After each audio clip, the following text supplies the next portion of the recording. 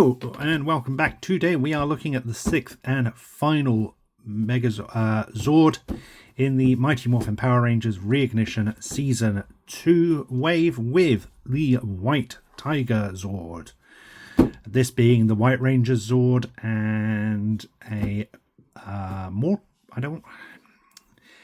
class it as deluxe figure. This is hitting a £30 price point rather than the £20 price point we've seen for the other 5 Zords. Whether it's worth that additional £10 price point, we will certainly see in due course. But it's worth noting that out front. Packaging is the same as the other Zords in the line, with the only difference being that cross out in the back. I'm really excited to see this one, as this is the first White Tiger Zord I've owned since I was a kid with the original Season 2 Zord. Sadly, I missed out on the Legacy line Tiger Zord. What was it, like a decade ago now or whatever. So that was sad. I missed out on that, but we've now got this one to compensate for it, and hopefully this one will be just as good. Okay, and here we have the White Tiger Thunder Zord straight out of the packaging. It's worth noting children will definitely need help from an adult. This was not only tied in with those small little cable ties, but there was a big cable tie or plastic cable tie tying this to the packaging, so kids will need an adult to help cut that. We've also got a minor assembly with the need for the fitting of the arm. Once it's in, so you don't need to worry about that. But there we have the Zord straight out of the packaging. We get our instructions. The instructions were on the base or under all of the packaging. They weren't slipped in behind, so just be mindful of that as well. We get our assembly, and we get the tail fitting into the back here, like so. Nope, that goes up the other way even. There we go. And here we have the White Tiger Zord assembled and ready. So my first thought is I haven't seen the White Tiger since I was a kid, so maybe I'm misremembering, but I feel like the White Tiger as a kid was a fair bit bigger. I definitely think the orbs were bigger. They were obviously a clear plastic piece as well, which got lost all the time. These are just molded on with some red paint. But that said, the paint apps on this are nice. There's some nice paint apps on this, along with some nicely done decals. So it does look like a decent piece, especially with that silver or gunmetal silver paint apps here. There's some really nice paint apps on the Zord, which does add to it. But as while that's nice for collectors, I feel paint apps and things like that aren't necessarily important for children, and they're going to be more interested in the play factor of this toy. So what does this offer in ways of play? So immediately we get a articulation at the leg and ankle, or knee, along with the ankle as well, so we can get some play and movement out of that. The tail can unconnect, and you can sort of lift it up and down if you wanted, I guess. The front arms move forward.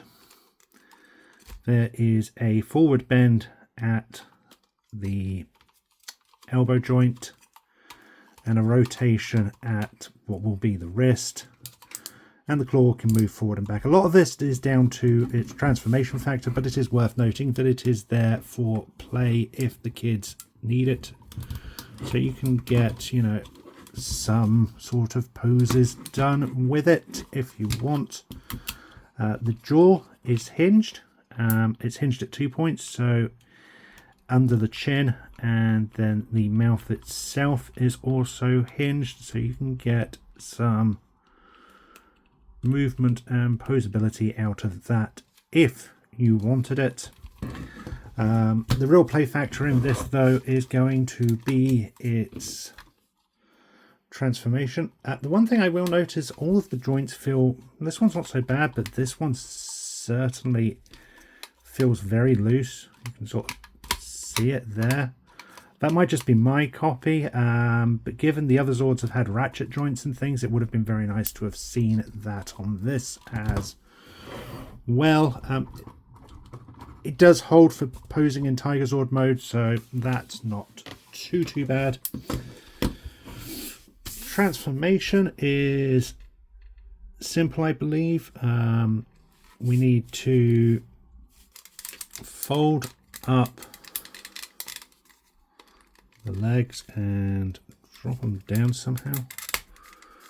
So that, oh, okay. Be mindful that is just on a clip and that came off. Okay, so this pulls down and drops down like so to then lock in. Okay, so to get the lock in, you sort of need to do this all at an angle. So it comes down, you then want to bring the leg out at the side here and then drop it down so it hooks and comes in level.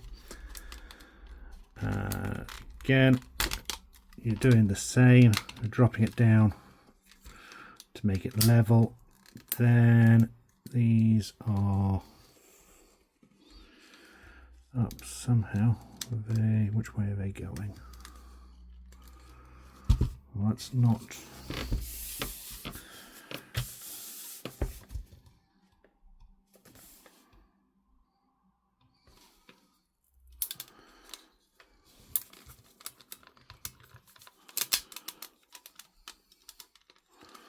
So the instructions.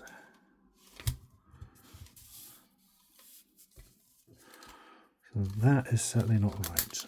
How is this going? Okay, this folds backwards. There we go. Folds backwards and clips up like that, so that forms a solid heel. There we go. Ooh. Right, this is quite tough to achieve, which is frustrating at best.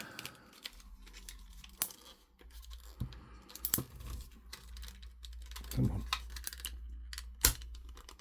Ooh. Yeah, that's quite tough to achieve. Maybe it's just me, maybe it hasn't had to play with it yet, but I would imagine for some younger children that might be quite hard.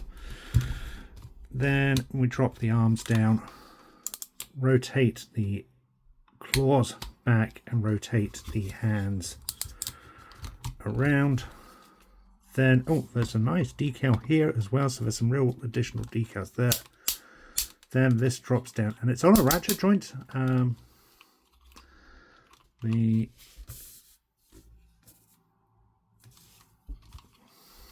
mouth doesn't drop any lower than that, but you can have it closed. Then you can bring the head up like so. Let's bring this up a little more level, like so. So articulation in robot mode, there is nothing at the waist or the legs, which is very disappointing. Especially since we are hitting a higher price point on this. I was expecting more. The lack of articulation here, I feel, really hurts this as a figure. The bend at the knees is limited. I go that far, so you get no real playability there. The arms do rotate all the way around. You do get a bend at the knee, elbow even, and the hand is articulated and does rotate, which is nice. But those knees, I feel, really do hurt it.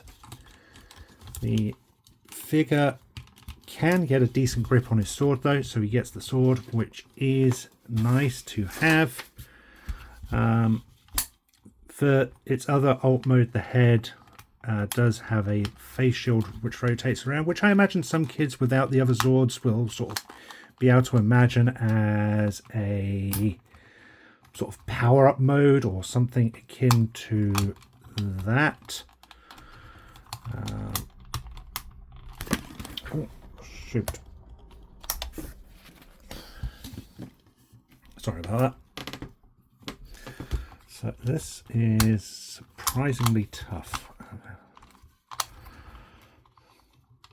Oh, there we go. There we go. The head does not rotate. It's worth noting that as well. We do get some nice paint taps. I don't think it's as clean or as nice as the Red Dragon Thunder Zord. But I guess it is what it is. Oh, it's worth noting that for its one of its alt modes, or combined modes, these will drop down. And they are on ratchet joints. It's just those shoulders which aren't, which is very, very disappointing in my personal opinion. So, there we have the White Tiger Thunder Zord. I'm a little disappointed in it, to be honest, for the fact that this is hitting £30 rather than 20. I feel there is a lot lacking from this.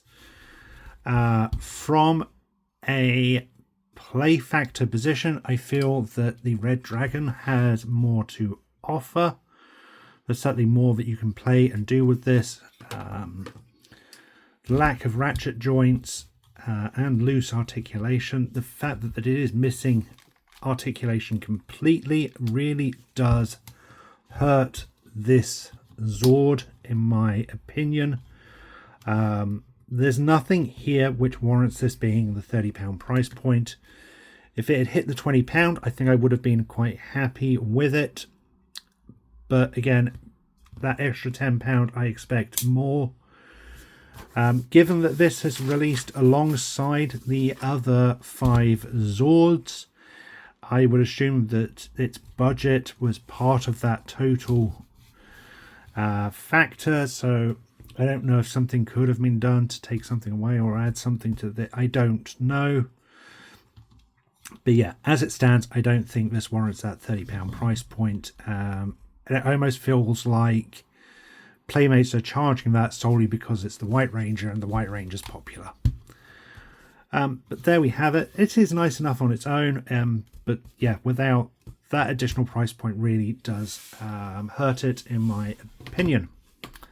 Thank you for watching. I hope you've enjoyed this video. Until next time, stay safe, and remember, freedom is a right, not a privilege.